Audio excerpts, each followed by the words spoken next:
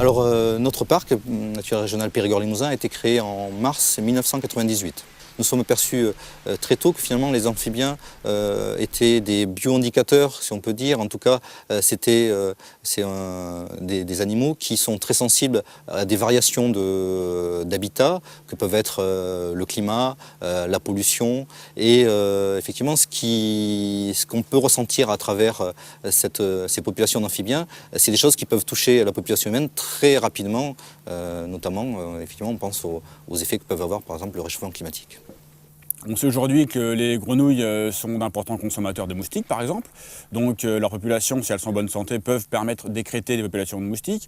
Le crapaud commun, pour nos amis jardiniers, est une espèce qui est un puissant auxiliaire puisqu'il consomme énormément de limaces et d'insectes qui ne sont pas forcément les meilleurs amis de nos jardiniers. Et puis, un peu plus loin que chez nous, certains espèces d'amphibiens ont permis de trouver des molécules qui ont un intérêt fort pour la pharmacie ou pour les médicaments.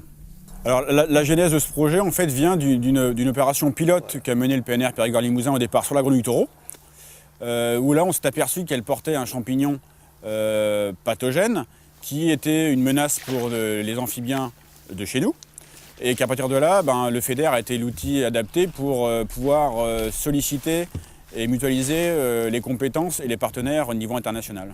Donc le PNR Périgord-Limousin a pu saluer les services de l'Université de Québec, qui dispose d'un laboratoire prestigieux et innovant, d'avoir également le soutien du parc d'Italie, du Delta de Pau, qui est confronté à des problématiques similaires en termes de disparition des amphibiens et de maladies pathogènes, de travailler en étroite collaboration avec le laboratoire d'écologie alpine, qui dispose également d'un pool de chercheurs très compétitif, de travailler également avec le NEMA comme service de l'État sur des missions ponctuelles de prélèvement de grenouilles. Alors ces subventions FEDER sont très importantes pour nous puisque en fait, lorsqu'on travaille comme ça dans un contexte mondial ou planétaire, il est important de pouvoir se déplacer, de pouvoir faire des rencontres avec des chercheurs, effectivement. Ça crée une émulation, ça accélère les recherches et puis on peut mettre en commun des bonnes pratiques.